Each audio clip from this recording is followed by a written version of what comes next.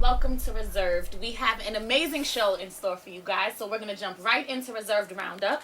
Ladies, what are we talking about today? Well, we all know walking the streets as a woman in New York City is rough. All these guys want to holler at you, hey girl, hey mommy, what's going on, baby? Annoying. But I want to know, how does it make you guys feel? Some women think it's empowering, some women hate it. Some women love it. Exactly. So what do you guys think? You know what? I think it's determining the difference between a compliment and then harassment. Right. Because sometimes it goes overboard with the whole, hey, ma, and then sometimes guys, they don't know how to act. They come to you and it's just like I feel like I'm being attacked. Oh, totally. Right. And like you said, some women love it.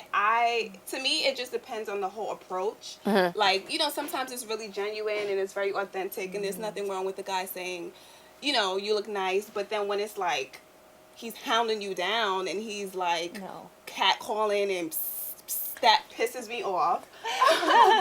So, girl talk with me in the mix can get crazy. When I'm talking about something that I'm passionate about, my blood really starts to boil. I cannot, when it comes to these social issues that I feel very strongly about, I definitely can't just be like, okay, we'll agree to disagree. No, I am right and you are wrong. I really just feel like there is only one way for people to have, their basic human rights. So when we're talking about something like street harassment, I will not stop talking and I will not calm down until I feel that I have fully gotten my point across and tried to convince you that what I have to say is the way to think about things. It's really hard for me to just stay calm. I feel it in my blood. I feel it in my veins. I'm about to, explode if I don't tell you what I have to say. I know you. Right? You agree to disagree, but I do think that there's a social responsibility amongst us women to make sure that we're presenting ourselves and we're dressing how we want to be addressed. Dressing how you want to be addressed. My problem with that is that it's blaming the woman. I didn't say you're blaming her. It is. If you're saying that the way that she dresses and carries herself is some sort of excuse for the way that she's treated, but that is basically what you're saying. And this is my issue, that you're focusing on the wrong side of the problem. But I think because I think that when we focus on the people who are the subjects of that sort of victimization, historically it's been done with people who are poor, people who are hungry. If you're hungry, it's your fault you're hungry. If you're poor, it's because you did something wrong. So now if you're getting harassed, it's, your fault because you dressed a certain way, and I don't think it's fair. Woo! So glad Girl Talk is over. We all know Danica could be a little bit crazy and super passionate about her opinions and how she feels, rightfully so. But moving right along, I decided to step up to the challenge to create a 5-minute makeup look on my beautiful co-host Lysandra, and I think I did a pretty good job. The reserved woman is always on the go. Whether we are on our way to an event, whether we're just hanging out with the girls, or whether we have a hot date, we always want to look our best, but we're typically strapped for time.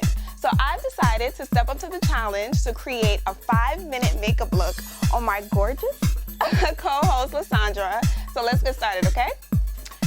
So the first thing I'm going to do is just go over her face with some mineral powder. This is really light. The key to any makeup look is some really, really fierce eyebrows. And my favorite makeup trick is to put concealer under the eyebrows to give it that extra perfect arched look. Okay, then I'm gonna move on to some mascara. Now, moving on to blush. Now, to really just pop any look, you always want to just do a bold lip. A bold lip automatically just zhuzhes up any look. So I'm just gonna go in with this really dark purple. Now, because the lip is already bold, you don't want to do too much and put on eyeshadow. So a really bold lip automatically just pulls the whole look together and gives you that glamorous look. Quick, easy, fun. And I'm just gonna add a little bit more blush just to give her some more color. There you have it. Glamorous, pretty, easy, quick makeup in less than 5 minutes. So I need to go out and find somebody to help me redefine my whole entire Google search. And we're joined by Shauna Kay, our empowerment coach. She's a lifestyle blogger. You have a website which is called blissedoutbelle.com. It's an online site. Shauna, why don't you start by telling us a little bit about the site? Well, blissedoutbelle.com, I started it because I wanted to be a positive place for women to come to be inspired, awakened, and empowered. I felt like nowadays in this culture that women are disconnected from, positive images. So I wanted to have a place where women could come and be inspired and see other women as role models doing positive things. Right now, I'm the person who is in the hot seat today. Uh-oh. I recently had a situation where I was offered a job opportunity at a law firm, and the attorney who hired me, she was, as I called her, a bit of Meryl Streep from The Devil Wears Prada. So I tweeted, I said, "This woman reminds me of Meryl Streep from The Devil Wears Prada, the type of employer that scares her employees, but I like her though." I'm so anal about every little thing that I post online that I really could not believe that I got caught slipping. Good thing I didn't want that job, but still. So what can you tell us about how we should basically represent ourselves on social media and how it should be a positive image for us? I believe in your situation, she took offense to that because she already offered you the opportunity. Even though you didn't mention her name in the post, she offered you the opportunity, and it was like a backslap in her face, basically. Yeah. Going forward, she knew that she didn't want somebody who was going to tweet about her. So even to go beyond that, I know we're talking about protecting our image, maintaining a sense of professionalism. Now, Google makes everyone's background so accessible, which is a little scary. How important is it really when someone is looking up who you are? I know I Google men sometimes before I go on a date with them. Every single you have to do your background work. Yes. So what are your thoughts about the importance of Google? Google is very important because I have actually done research on guys I'm going out on dates with. So that means that somebody else is doing research on you. So what images do you want people to see?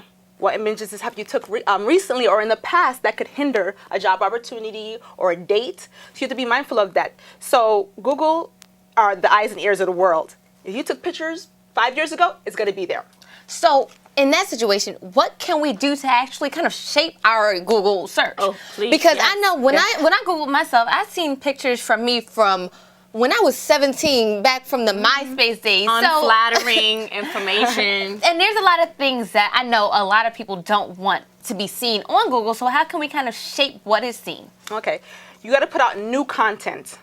Because if you haven't put out any new content, you're going to see the same pictures. So you have to put new pictures and tag yourself in those pictures. So it's new images, more positive images of yourself in a better light. You tag yourself in those images. When they do Google you, the more recent stuff comes up.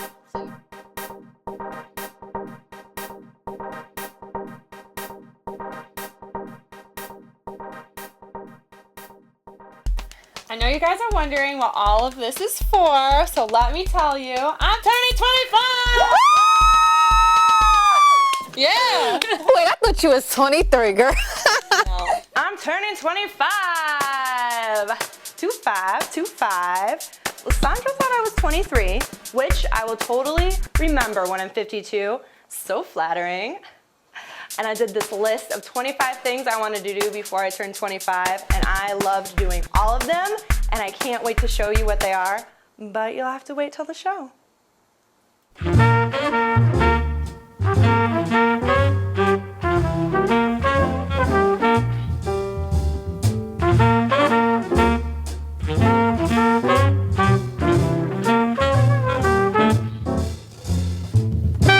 Well, you got to see all my girls, and now it's time for my food segment, where I met with some of Brooklyn's finest vendors.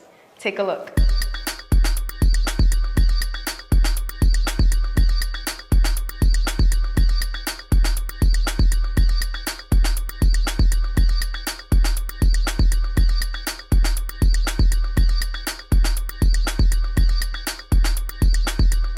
Are you ready? Yeah, I'm ready. There you go.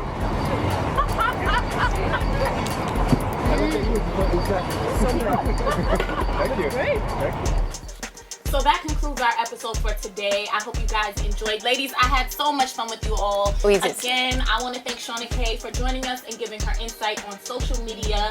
And I hope you join us again on Reserved. Don't forget, be inspired, be beautiful, be you.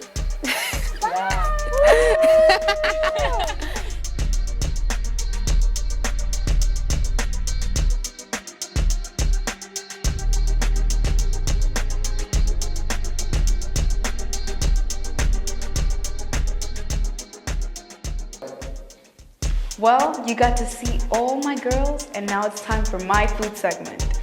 Ooh, okay, sorry. Except for Dumbo. Stupid elephant. All right.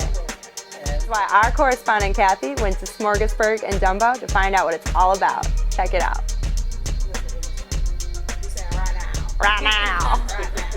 Get that twang out.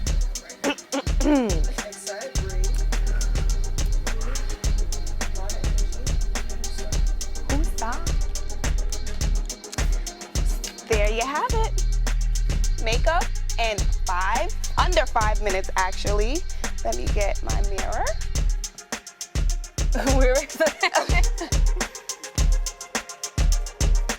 Really? Oh, that's you, boo. Oh, damn. Yeah. Okay. Say it again. Say it's a wrap.